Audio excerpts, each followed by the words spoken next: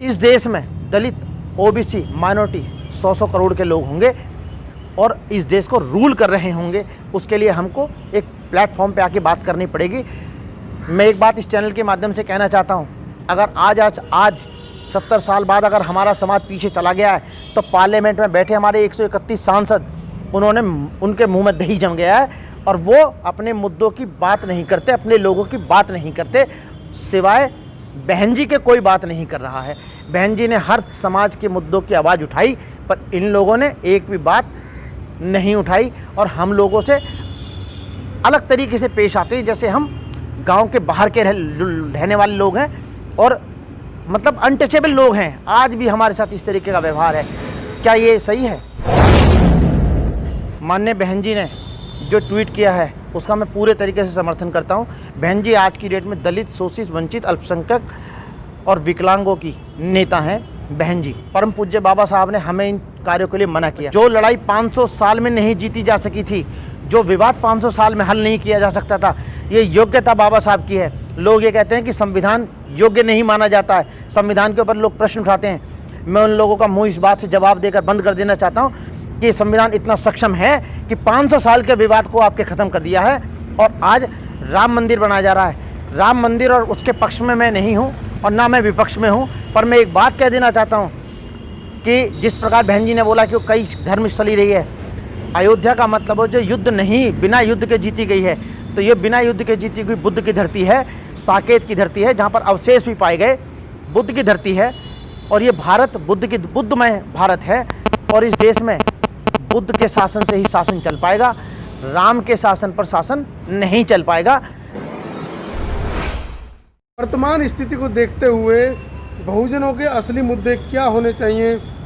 शिक्षा, स्वास्थ्य और चिकित्सा के अलावा वर्तमान सरकार क्या जिन मुद्दों को लेकर आई थी, जैसे कि 370, 35 है, राम मंदिर, वो उसके पूरे हो चुके हैं, लेकिन क्या देश की एक बहुत बड़ी आबादी जिसे हम SC, ST, OBC, माइनॉरिटी समाज कहते हैं, क्या उसके मुद्दे भी वर्तमान सरकार लेकर साथ में चल रही है? वकील साहब, क्या कहना है इस बारे में आपका? देखिए, सबसे पहले तो बहुत बहुत शुक्रिया आपके चैनल का, और आपने इस बात को रखा, आपने पूछा। ये भी सजग मीडिया का काम है। शायद ये मीडिया पूछ ही नहीं रहा है। आप जो पूछ रहे हैं कि हमारे मुद्दे क्या हैं, हमारे वास्तविक मुद्दे क्या? हमारे वास्तविक मुद्दे मंदिर नहीं है, हमारे वास्तविक मुद्दे मस्जिद नहीं है, हमारे वास्तविक मुद्दे पर्यटन नहीं है। हमारा वास्तविक मुद्दा है सही सबसे नीचे पायदान तक खड़े होने वाले दलित, शोषित, अशिक्षित और विकलांग, अल्पसंख्यक के पास तक सरकार की सही नीतियों का पहुंचना। क्या पिछले 7 साल में एक बार भी ऐसा हुआ? ये सरकार जो चली है, जिन माध्यमों से चलाई जा रही है, क्या वो वास्तव में चल रही है? प्रश्न पूछने चाहिए, प्रश्न बनते हैं और प्रश्नों का जवाब भी दे देना चाहिए, सरकार को जवाब देना चाहिए। एक बार भी पिछले 5 से 7 साल में एक बार भी ऐसा नहीं हुआ किसी दलित समाज के लिए, किसी मुस्लिम समाज के लिए भय का वातावरण तय किया जा रहा है, भय पैदा किया जा रहा है, चाहे वो जय श्री राम का नारा लगाकर किया जा रहा हो या हिंदुत्व के नाम पर भगवा झंडा लहराकर किया जा रहा हो। समाज में सौहार्द की बात नहीं की जा रही है, समाज में समानता की बात नहीं की जा रही है, समाज में एजेंडा चलाया जा रहा है समरसता का। हमें समरसता चाहिए नहीं। मैं बिल्कुल खुले मन से आपको ये बात कह देना चाहता हूँ कि हमें समरसता नहीं चाहिए, हमें समानता चाहिए। जब समाज में समानता होगी तो समरसता अपने आप व्याप्त हो जाएगी। बाबा साहब डॉक्टर BR अम्बेडकर जो इस देश के शिल्पकार हैं, उन्होंने ये बात स्पष्ट की, अपनी प्रतिज्ञाओं में स्पष्ट की कि हमारे मुद्दे मंदिर मस्जिद नहीं है, हमारा मुद्दा स्वास्थ्य है, शिक्षा है, बेरोजगारी है। इस सरकार ने इस मुद्दे के बिल्कुल उलट काम किया। शिक्षा को पीछे ले गए, JNU जैसे बड़े संस्थान को मिटाया जाने की कोशिश की गई, मेडिकल फैसिलिटीज़ में प्राइवेटाइजेशन करने की कोशिश की जा रही है, सरकारी संस्थान में फोर्थ जो चौथी पायदान के जो लोग हैं, जो हार्ड वर्क, फिजिकल वर्क करते हैं, उनकी नौकरियां प्राइवेटाइजेशन की गई हैं। मुझे इस देश का बहुत दुर्भाग्य मानता हूं, इस देश में सबसे पहले मैं समाज का नाम, जाति का नाम नहीं लेना चाहता था, पर मजबूरी में मुझे नाम लेना पड़ेगा। वाल्मीकि समाज के साथ इस देश में जो बड़ी संख्या में व्याप्त है, उसके साथ बहुत अन्याय हुआ है। इस देश में वाल्मीकि समाज की जो नौकरियां थी वो सारी प्राइवेट की गई हैं। उनकी प्राइवेट नौकरियां जो आज 3,000, 4,000 और 5,000 में जो काम कर रहे हैं, वो क्या वास्तव में बीमार नहीं पड़ते? क्या उनके बच्चे स्कूल में सही शिक्षा ले पाते हैं? ये सब काम सरकार ने बिल्कुल अपने मनुवादी एजेंडे के को लेकर आगे बढ़ाए हैं। प्राइवेटाइजेशन को लाया गया है। बाप दादाओं के जो ठेकेदारी प्रथा थी वो दोबारा इन्होंने मेंटेन की है। शिक्षा को प्राइवेटाइजेशन करने वाले हैं। यूपी में बहुत सारे स्कूलों को प्राइवेट संस्थान के हाथ में दिए जाने का प्रयास किया जा रहा है। ये मुद्दे हमारे शिक्षा को लेकर हैं, स्वास्थ्य को लेकर हैं, रोजगार को लेकर हैं। हमारे लोगों का रोजगार ख़त्म किया गया। छोटे रोजगार करते कौन है? हमारे लोग, क्योंकि हमारे पास धन नहीं है। हम बताइए, SC, ST, OBC, माइनॉरिटी के कितने लोगों को ये लोन देते हैं?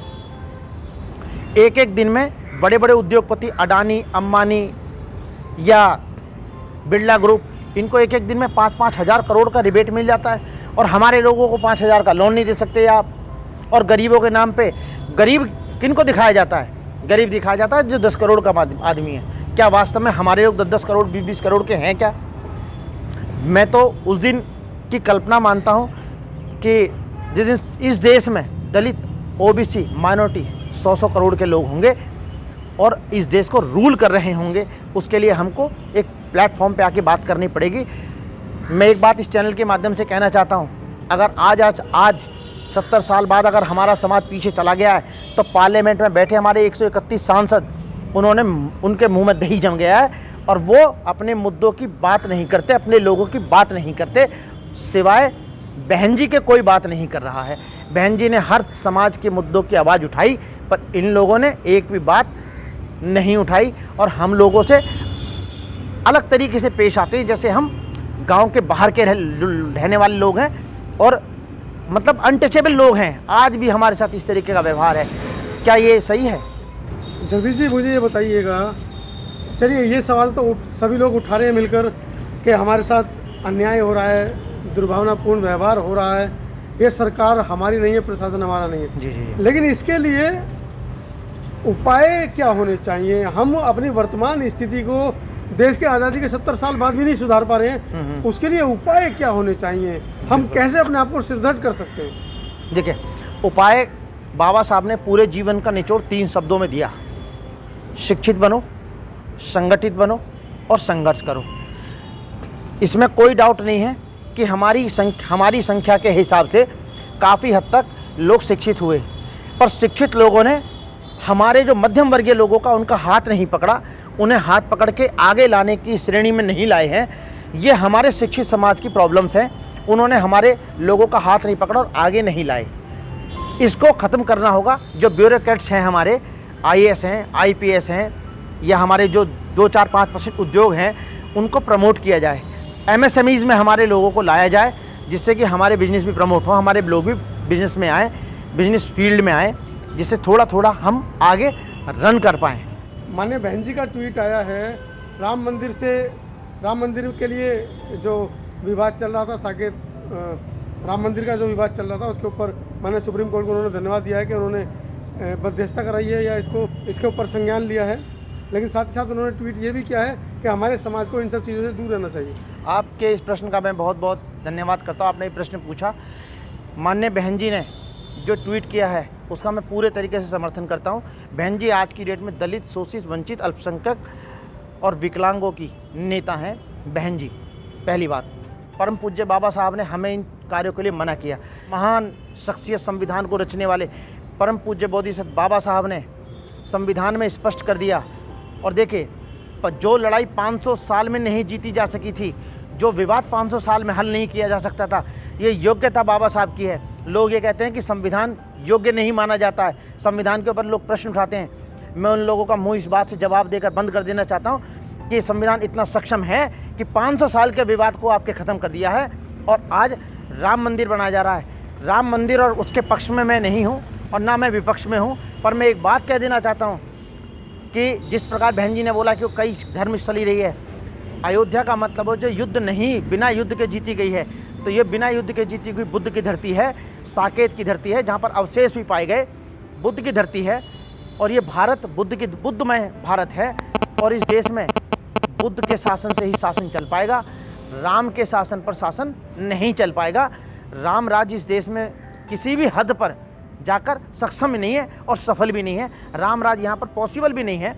राम राज्य का मतलब है जातिवाद, राम राज्य का मतलब है किसी प्रकार का भेदभाव, और यहाँ पर केवल समानता और सबको एक साथ लेकर ही चला जा सकता है। जो बाबा साहब का विचार है, बाबा साहब ने जो संविधान दिया है, मैं उसका पूरे जोर से पुरजोर समर्थन करता हूँ। और बाबा साहब की इस बात को मैं दिल से मानता हूँ कि हमारा उद्देश्य शिक्षा, समृद्धि और आगे बढ़ना है, और समाज के सभी लोगों के साथ चलना है, चाहे वो ब्राह्मण हो, बनिया हो, ठाकुर हो, कोई और जाति हो, वो सब साथ हों, तब ये समाज, ये देश आगे बढ़ेगा।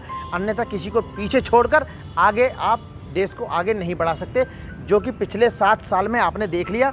आगे देश नहीं गया है, देश को पिछले 20 साल पीछे चला गया है। प्राइवेटाइजेशन जिस तरीके से किया है, इस तरीके से ये नहीं हो सकता है।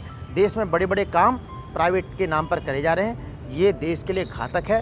प्राइवेटाइजेशन नहीं होना चाहिए, जिससे हमारे बहुजन समाज की नौकरियां बिल्कुल ख़त्म हो गई हैं। इसको लोगों को समझना चाहिए कि हमारा मुद्दा बिल्कुल भी इस तरीके का नहीं है। हमको बाबा साहब के विचारों को समझना चाहिए। हमारे विचार स्पष्ट हैं, संविधान के जो विचार हैं वो हमारे विचार हैं। जय भीम, नमो बुद्धाय।